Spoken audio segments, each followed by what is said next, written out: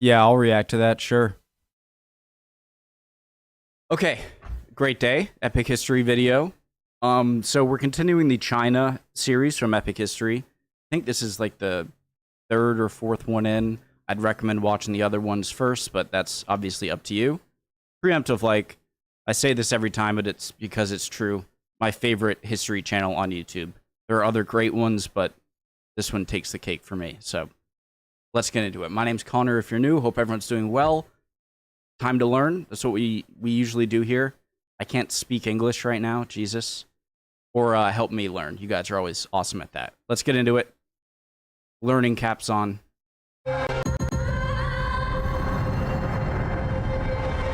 This is the turning point for existence, for obliteration, Chiang Kai-shek in 1937.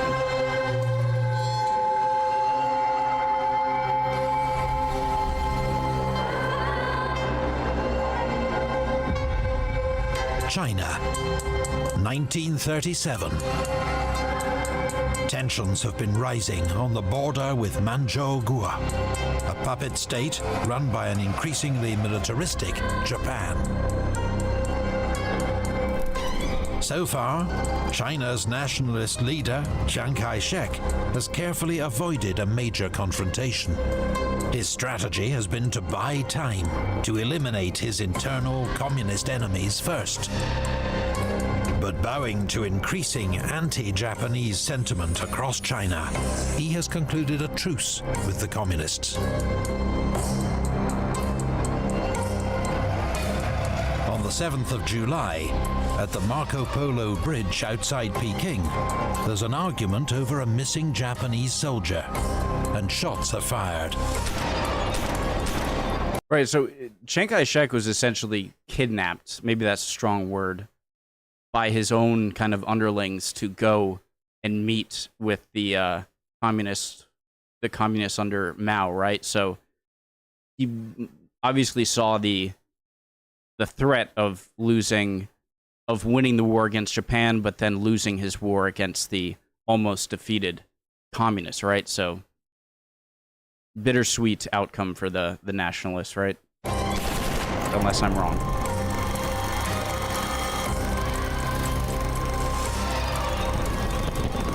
Within days, Japanese reinforcements flood the area. But this time, China is ready to push back. In a speech made 10 days after the Marco Polo Bridge incident, Chiang Kai-shek warns of the struggle ahead. Let our people fully understand the meaning of the limit of endurance and the scale of sacrifice implied. For once that stage is reached, we can only sacrifice and fight to the bitter end. The national mood is summed up by a popular song, March of the Volunteers.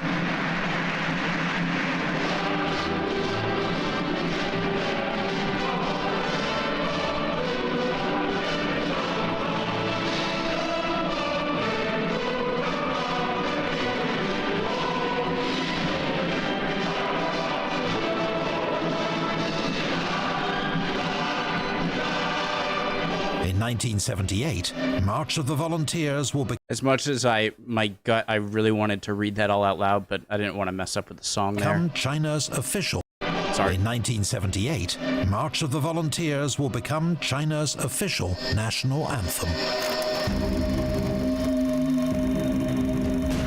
The fighting around Peking rapidly escalates into a full-scale invasion. Some historians consider this the moment World War II begins. Chiang Kai-shek's National Revolutionary Army, the NRA, is in the unusual position of receiving support from both the Soviet Union and Nazi Germany.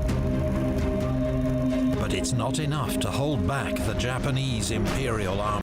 Wait, what? Okay, two things I want to say. You can fast forward if you want, guys. Two things. So a lot of historians consider this the start of World War II. And that's a controversial. The start of World War II, I feel like, is a pretty controversial a lot of people can disagree on it and say, well, did it start when the Anschluss, when Germany invaded Austria? Did it start with, or wait, was the Anschluss, yeah, Austria, or when they invaded Czechoslovakia? And then the big one is, when they invaded Poland, right? Looking back on the entirety of World War II and knowing all of the actors that would be involved, then yeah, you could say this could be the start, but it wasn't yet a world war. And so I almost see, I'm worrying that saying this is gonna sound like I'm just being a bias because I'm American, but I really think that World War II may have started at Pearl Harbor. That's probably a very bad take, okay? But hear me out. I'm not saying this is definitely the start, but prior to Pearl Harbor, you had two separate giant regional conflicts. Actually, wait, it just said that the Soviets and the Nazis are helping out, and so they are connected. Strike that. I take that back. I was going to make the argument that maybe Pearl Harbor could see as a start because that's the point where the Pacific and European theaters weren't two separate battles, but now we're kind of connected through now the Americans kind of bridging that connect. But I just realized that the Soviets and the Nazis aiding China, that you could say that. Consider this. But okay. Chiang Kai-shek's National Revolutionary Army, the NRA, is in the unusual position of receiving support from both the Soviet Union and Nazi Germany. That's interesting. But it's not enough to hold back the Japanese Imperial Army. With superior tactics, modern equipment, and air superiority, they smash through Chinese defenses. Within 6 weeks, nearly 200,000 Japanese troops have occupied a broad swathe of northern China, including the old imperial capital, Peking. But it's in Shanghai that both sides will plunge into the abyss. It is our fixed policy to resist to the last inch and to the last man. Chiang Kai-shek, 37. Stay hydrated, guys.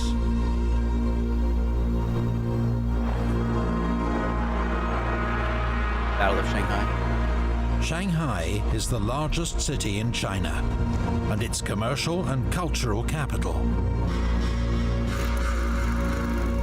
The heart of the city is the International Settlement, established by Western imperial powers in the 19th century, and jointly run by 14 countries, including Japan. The Japanese have recently overtaken the British as the largest foreign presence in Shanghai, with 30,000 civilians, as well as 8,000 Marines and 32 naval vessels. Chiang Kai-shek sees an opportunity to divert the Japanese from their northern offensive, while also bringing the war to international attention. On the 13th of August, he orders Chinese forces to attack Japanese ships moored in Shanghai. The Japanese send reinforcements. Shanghai and the surrounding region become a major battlefront, drawing in 1 million troops. The city is devastated in fierce urban fighting, with tanks on the streets, poison gas attacks, and air raids. The NRA suffers heavy losses, particularly to its elite German-trained divisions. In late October, it begins to withdraw. A single battalion is left behind to hold the Sihang warehouse.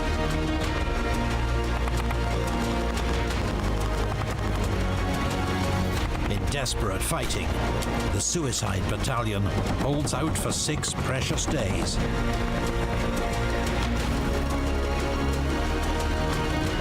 Buying time for other units to escape. Their sacrifice and the horrors of the battle occur directly under the gaze of foreign observers, based in Shanghai's international settlement, where they are shielded from the worst of the fighting. I heard that some international, I believe there was even a German in Shanghai. It might have been Nanking, but I know Nanking is very close to Shanghai, that actually saved a lot of Chinese citizens by letting them into their international areas so that the Japanese couldn't get in. Images and reports quickly travel around the world and turn Western public opinion firmly against the Japanese. But what happens next will shock the world. Nanking. In all modern history, surely there is no page that will stand so black as that of the rape of Nanking. George Fitch, American missionary, 1937.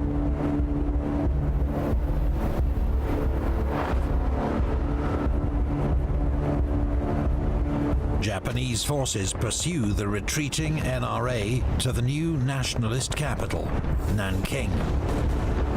After a ferocious 4-day battle, they enter the city on the 13th of December.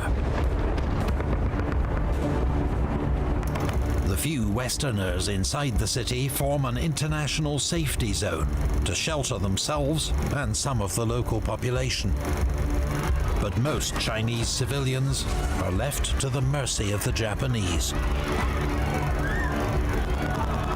For 6 weeks, Japanese soldiers go on the rampage, looting, torturing, raping, and murdering. The numbers are disputed, but between 50,000 and 300,000 civilians are killed. Around 30,000 Chinese prisoners of war are shot in mass executions. Others are decapitated, or buried alive, or used for bayonet practice. Bodies are piled up in the streets. You know what?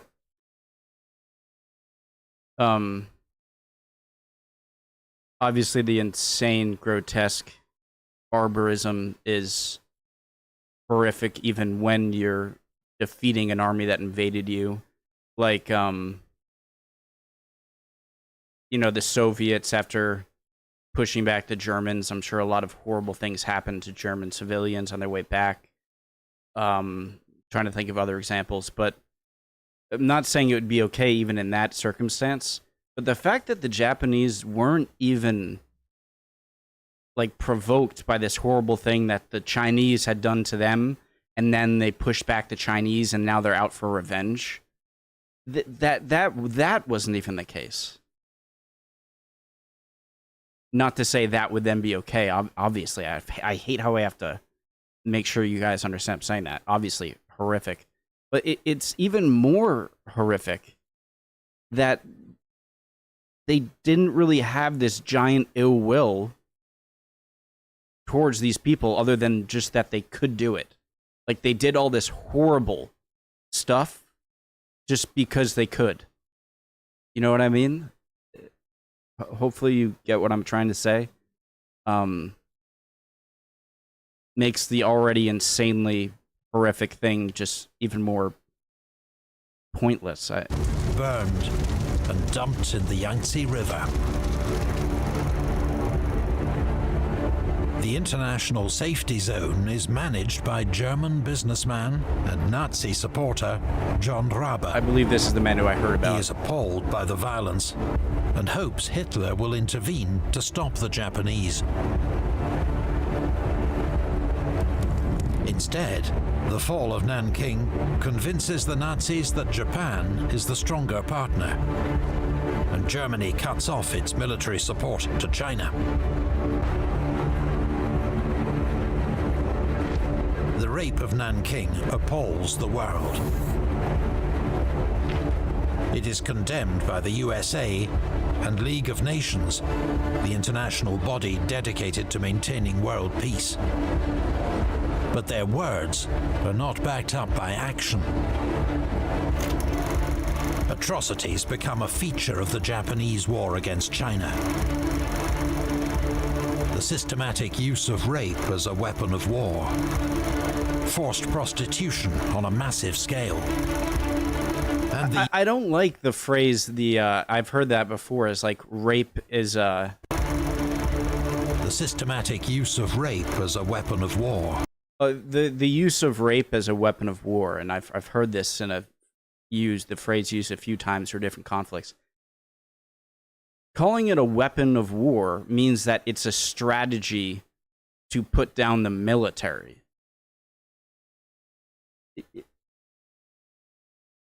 What sort of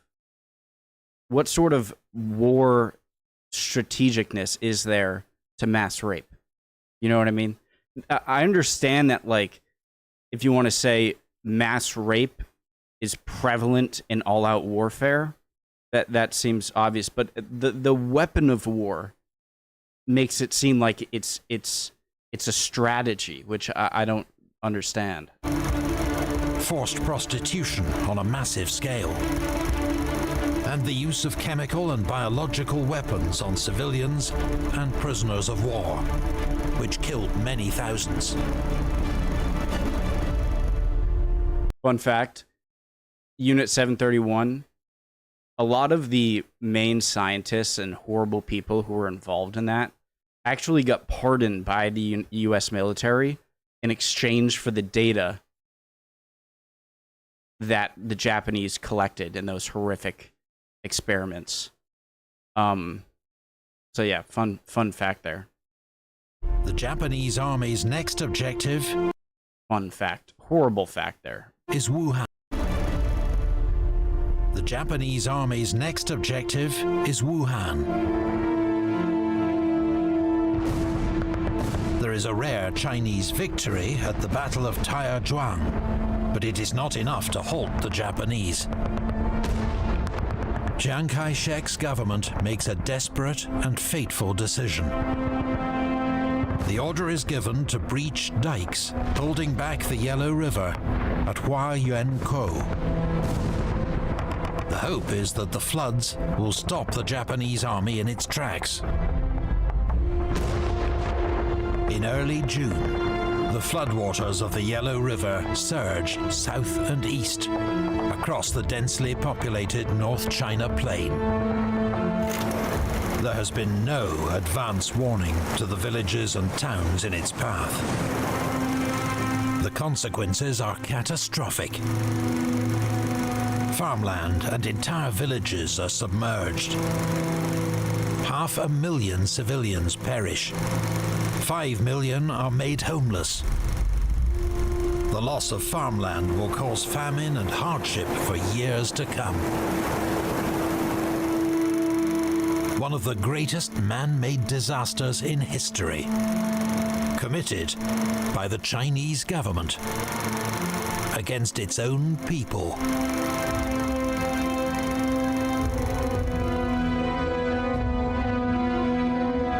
The floods failed to stop the Japanese, who merely bypassed the affected areas. By the time Chinese and Japanese forces clash near Wuhan, there are nearly 2 million men engaged. Not only did it just learn there that it wasn't very effective in stopping the Japanese, but it looks, if these are even semi-accurate of where it went, you might have actually just made it easier for the Japanese, because now they don't have to worry about being outflanked in this area. Obviously they control here, but you almost gave them a bit of protection, it seems. Clash near Wuhan. There are nearly 2 million men engaged.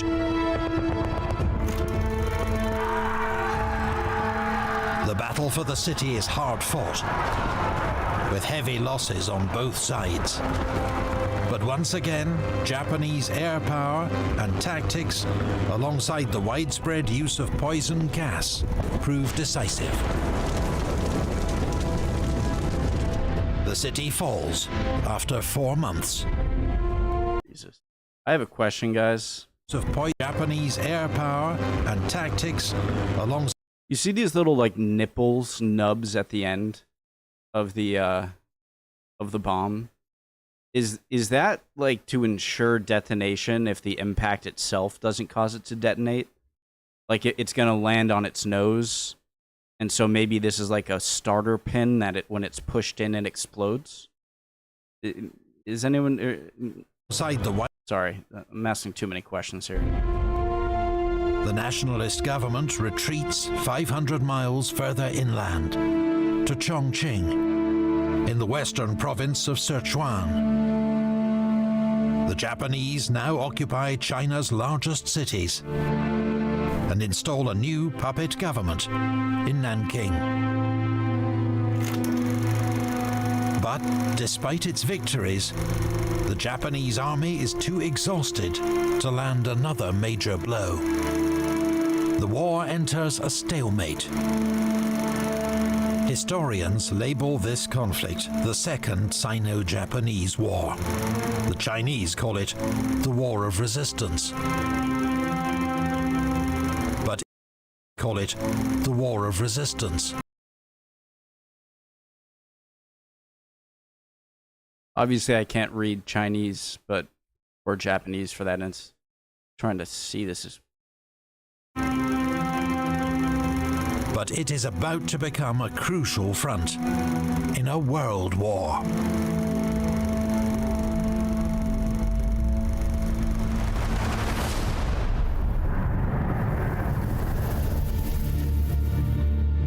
As the rising sun melts thinly frozen ice, so the Japanese army is overcoming Chinese troops. General Shunroku Hata.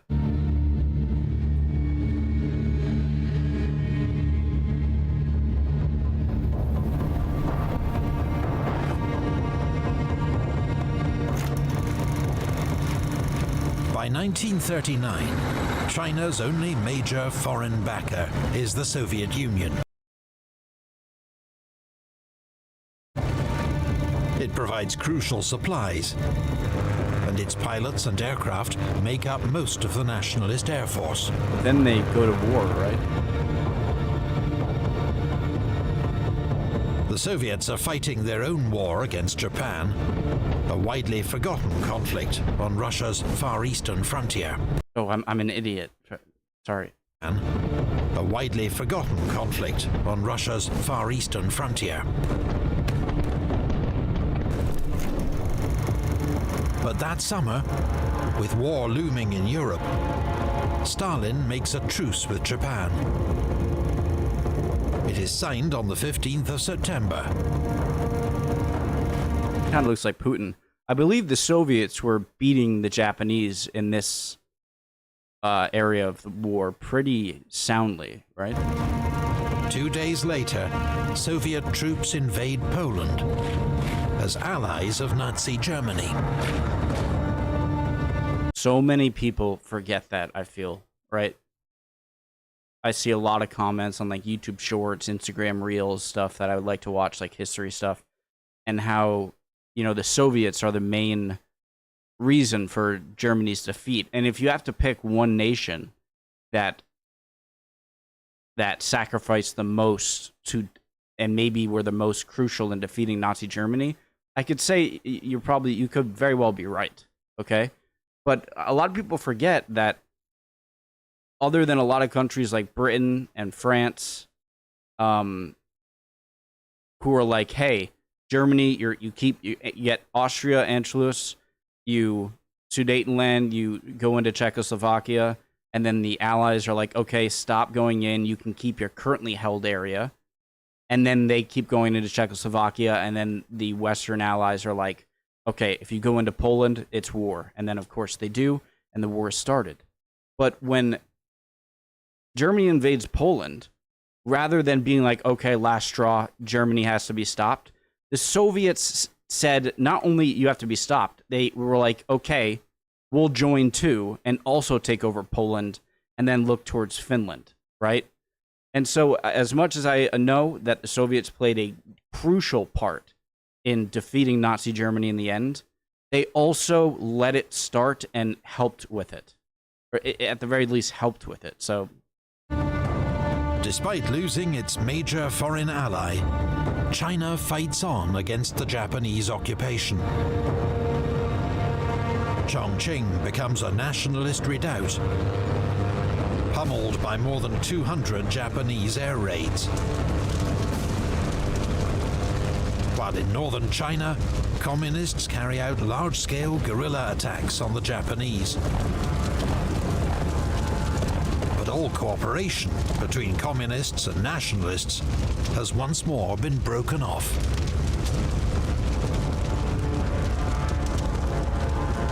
The nationalists now receive foreign arms and supplies via French Indochina, today Vietnam, Cambodia and Laos. So in 1940, Japan occupies French Indochina to cut the link. But this fresh act of Japanese imperialism alarms the Western powers, whose Southeast Asian colonies are now within range of Japanese forces. The US, Britain, and the Dutch impose an oil here comes, this is the reason for Pearl Harbor. Embargo on Japan. Britain and the Dutch impose an oil embargo on Japan, which threatens to cripple its economy and its war effort in China. The Western powers hope Japan will back down. But in Tokyo, the decision is taken to gamble on war.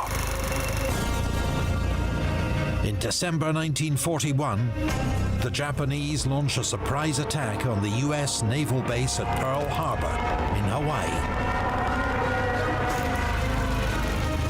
So, unfortunately, the main targets, obviously it was crippling, but the main targets you want to destroy are the aircraft carriers. I believe all or most of which were out on training exercises, so weren't in Pearl Harbor.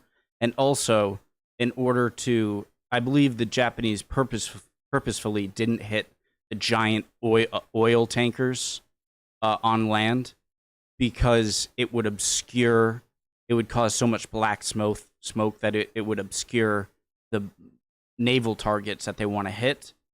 But I'm wondering why they at least didn't, on like the last few planes, go for those. And so I've learned in the past in other videos that what saved America with its naval fleet, Pacific Naval Fleet, is the fact that luckily their aircraft carriers were out of port and the Japanese didn't hit the fuel silos. Obviously still crushing though. They simultaneously bomb US and British bases across Southeast Asia.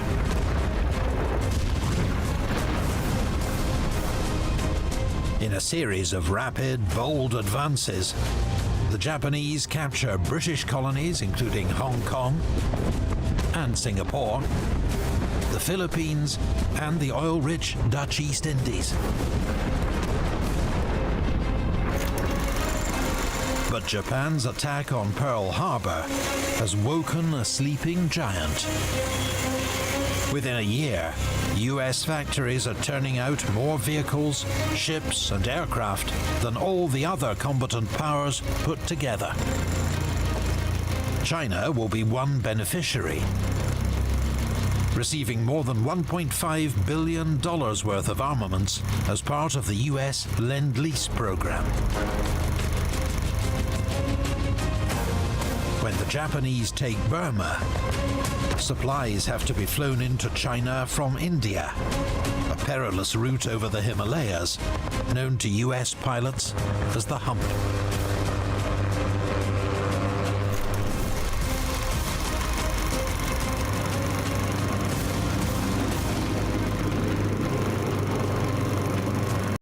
One of the things that makes America kind of overpowered in a world war like the first and obviously the Second World War, is that when you provoke America and now they're on your enemy's side, you just let in a country into the war that has an enormous population, a lot of production capacity, a lot of its own resources, a lot of its own oil, and it's separated by the two largest oceans in the world.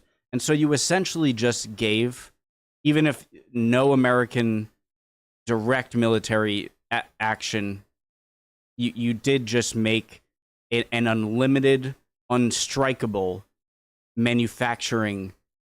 giant manufacturing hub that can just keep sending stuff to your enemies.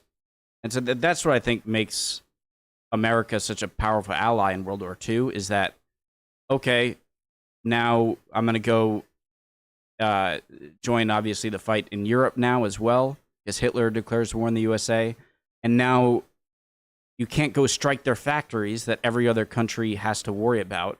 I got my point across, I think. Chiang Kai-shek also receives a new chief military advisor, the famously acerbic U.S. General Vinegar Joe Stilwell. Vinegar Joe.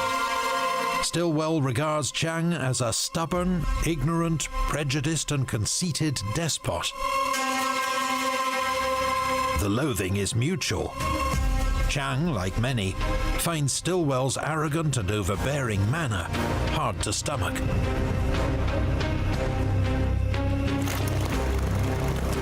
Further aid comes in the form of Major General Claire Chennault's famous Flying Tigers. This elite squadron of American volunteers has remarkable success against the Japanese Air Force.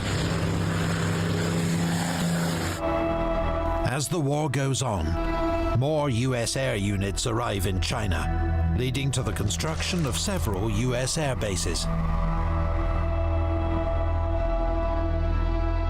China is now one of the four major Allied powers, alongside the US, Britain, and Soviet Union. In November 1943, Chiang travels to Cairo, Egypt, to attend a conference with British Prime Minister Winston Churchill and US President Franklin Roosevelt. Chinese resistance is tying down nearly 1 million Japanese soldiers, and they assure Chiang of increased support, though in reality, neither sees China as a priority. Yet help is desperately needed. What remains of the Chinese economy is collapsing, with rampant inflation, corruption, and a devastated industrial sector. The nationalist government is struggling to pay its soldiers, who desert in growing numbers. Just as Japan is preparing to launch its largest operation of the war.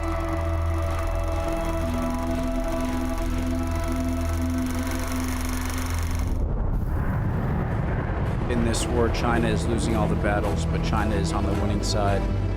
Edgar Snow, 1941.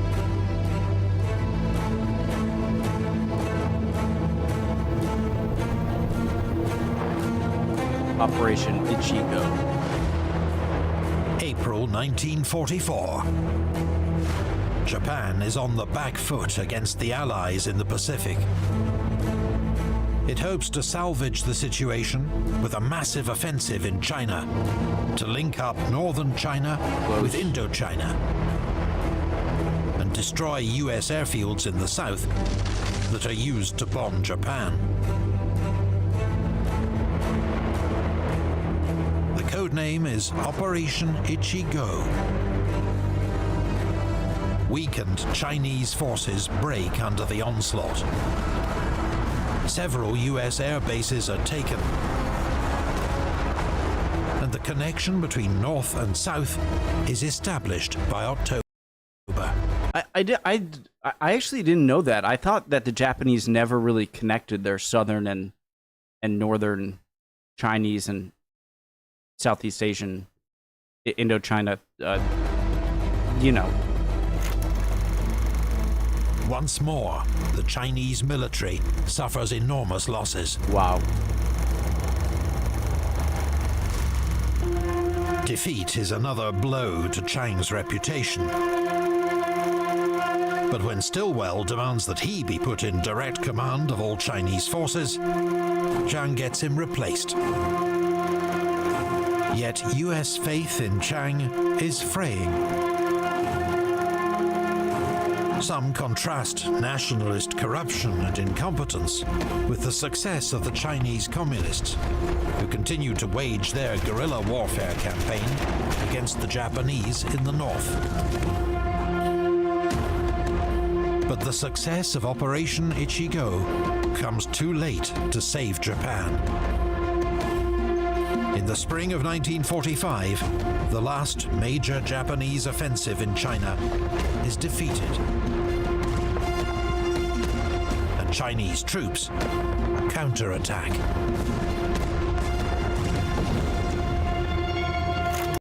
I'm surprised they didn't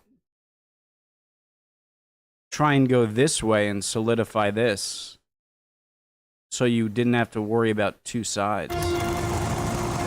What do I know? U.S. strategic bombing of Japan's home islands culminates in August 1945 with the dropping of atomic bombs on Hiroshima and Nagasaki.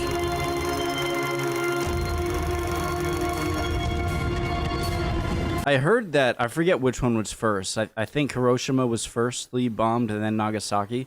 I believe I heard that Nagasaki actually wasn't the second target. A different target was supposed to be targeted, but because of cloud cover, they had to change it, and they changed to Nagasaki. Simultaneously, the Soviet Union invades Manchuria.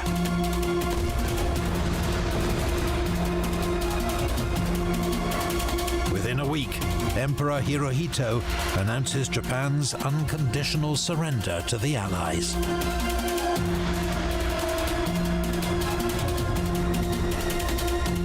The Second World War is over. The death toll is staggering. Between 15 and 20 million Chinese lives are lost. Only the Soviet Union suffers more.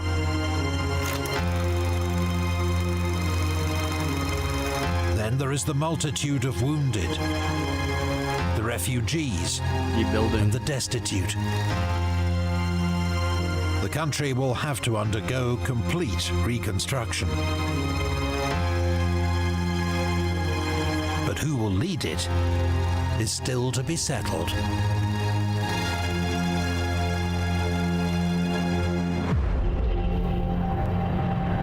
Political power grows out of the barrel of a gun. Mao Zedong. I know you guys are capable of reading, but I like, when there's no narration, I like to read it out loud.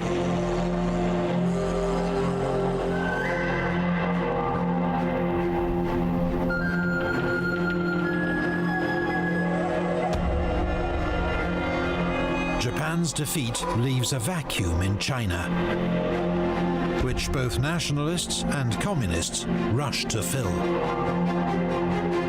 From the Soviet Union, the communists receive Manchuria and captured Japanese weaponry, while the US and Britain fly nationalist forces into northern and eastern China. It is insane to me. I always use the same adjectives. Is that even an adjective? Yeah, it is. It blows my mind. World War II. How quickly. Like, World War I is all about, like, all right, Germany is defeated, and now our biggest worry is punishing Germany, Treaty of Versailles, and getting stuff out of them and making sure and focusing for a long time to make sure they don't rearm. But with World War II, even before World War II is over, eyes aren't really on how to properly punish Japan or punish Germany. It obviously, part of it is, but the big one goes right to Cold War mentality. right to being like, kind of similar. It's like a microcosm. The Chinese Civil War, how they fight together against the Japanese, but as soon as it's over, back to Civil War, right? And on a greater scale, in the Cold War, it always blows my mind how, like, it's not the World War II Treaty of Versailles. How do we punish? It's like, okay, how do we get these defeated ones on our side? Make sure that the communists lose and the nationalists win. It's crazy, and that's a big reason, I believe, why. I'm not sure if both atomic strikes on Japan by the U.S.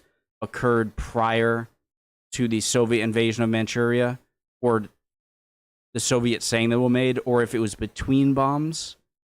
But I believe that's a big thing of why, like, the USA did not want to include the Soviets in anything to do with the surrender of Japan, because they didn't want a divided Germany, of what would become a divided Germany, what would become a divided Korea.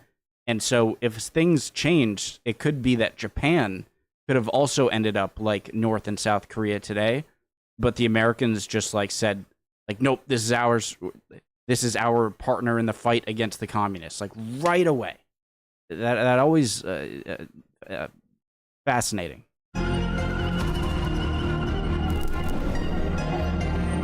In an effort to prevent open conflict, Chiang Kai-shek and Mao Zedong meet for US-sponsored talks in Chongqing. The agreement they reach is short-lived. As Chiang Kai-shek remarks to his aides, the sky cannot have two suns. In 1946, civil war erupts as Chiang launches an assault on the communist-held North, led by his elite US-trained divisions. The nationalists make advances, taking Shanyang and the communists' wartime base in Yan'an. But the communists weather the storm, avoiding major battles and sticking to their wartime guerrilla tactics. And in rural areas, their program of land reform attracts many thousands of peasants to their cause.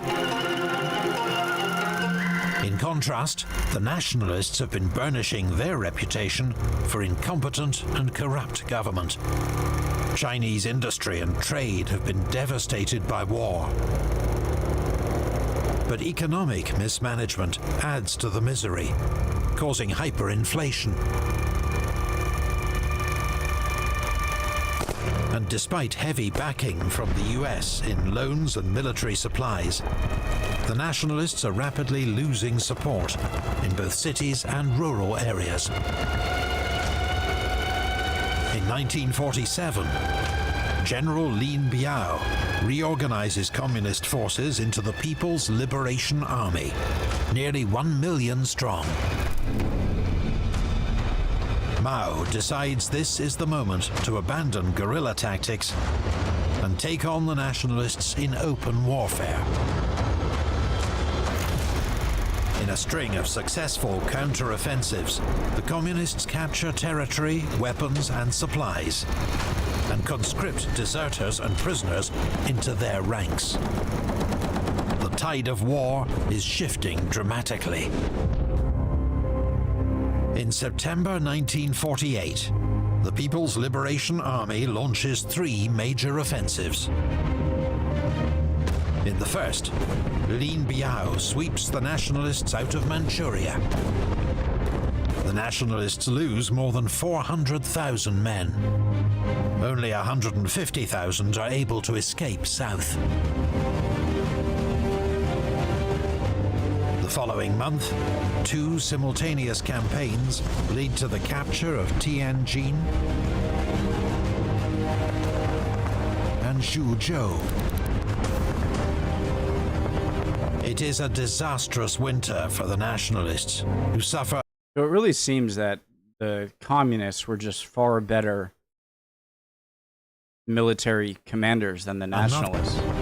It is a disastrous winter for the nationalists, who suffer another 500,000 casualties and lose much of their best military equipment. In just 4 months, the communists have won 3 major victories and driven their enemies from northern China. In the southern cities, there is chaos and lawlessness as nationalist rule breaks down. That spring, the communist advance continues. In April, they take Nanking, and the following month, China's largest city, Shanghai. On the 1st of October 1949, Mao Zedong, chairman of the Chinese Communist Party, stands before a packed Tiananmen Square in Peking and proclaims the founding of the People's Republic of China.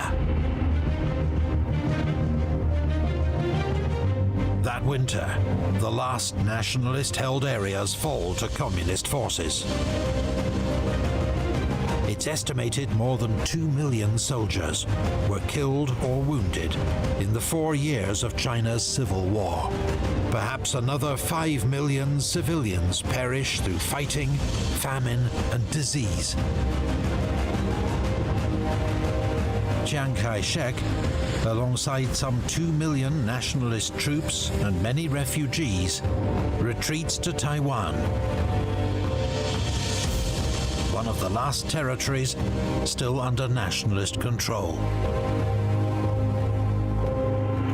And that's how it's been ever since. Chiang Kai-shek will never return to mainland China.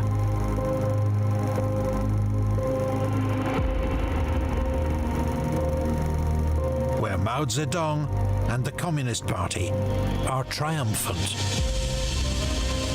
Now, the work will begin to build a new China from the wreckage of invasion and civil war. I see a lot of similarities between the Chinese Civil War and the Korean War that would happen like 1, 2, 3 years after the end of the Chinese Civil War. In that you have 2 sides, one supported more by America, and then the other side, communists, more supported by the Soviets, and then ending in, obviously, the vast majority of China going to the communists, but then Taiwan going to the nationalists, and it's just been like a stalemate ever since. It really reminds me of Korea, and I'm sure in hindsight, a lot of Americans back then, the military, would have put more effort into aiding the Chinese, the nationalist Chinese, you know, and I'm sure it also made them even more so want to get involved in this seems like the real start of the Cold War and get involved in Korea eventually. Yeah.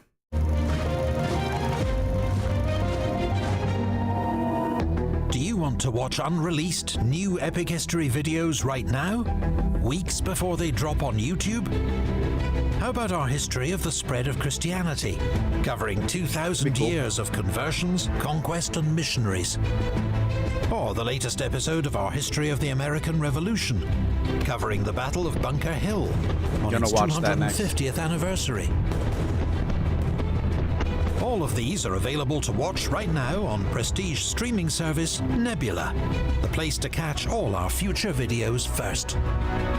Nebula is built and curated by creators like us, which means that here you're guaranteed to find high-quality videos made by real humans about fascinating topics. And all of them are ad-free. One fellow Nebula creator we think you'll love, Real Engineering, whose latest videos cover the secret world of nuclear submarines and guides to awesome machines like the V-22 Osprey, Space Shuttle, and F-14 Tomcat. Every episode delves into the engineering challenges each machine faces, with incredible graphics and animations that make them easy to understand. As a Nebula subscriber, you can watch all of Real Engineering's videos first. Plus, you'll get access to 2 exclusive Nebula Original series: The Logistics of D-Day and The Battle of Britain. There are hundreds of other great creators on Nebula across all genres. So whether you're after original movies and entertainment, or documentaries covering everything from music and culture to science and tech, you're bound to find something that you'll enjoy. Plus, there's a great and growing range of Nebula originals only available to subscribers. And we've got an exclusive discount for Epic History viewers. Here we go, this I'm waiting for. The link in our video description gets you 40% off Nebula's annual plan. That's just $36 a year, or $3 a month. Even better, the Nebula Lifetime Plan offers lifetime access, no strings, for $300. Thanks to all our existing Nebula subscribers. And for everyone else watching, we hope to see you there soon. So I want to make sure I watch through this stuff, obviously. It's their video, their content, and especially get to any promo codes and links. So if you're interested in Nebula and you learn about it here, watching with me this Epic History video, just please make sure to use the go.nebula.tv/Epic History. Original link in his video. The original link to this video, top of the description, and his description will have the code. So, love you all. Great video as always from Epic History. I learned a lot, and hopefully I'll see you guys soon. And, yeah, bye, guys.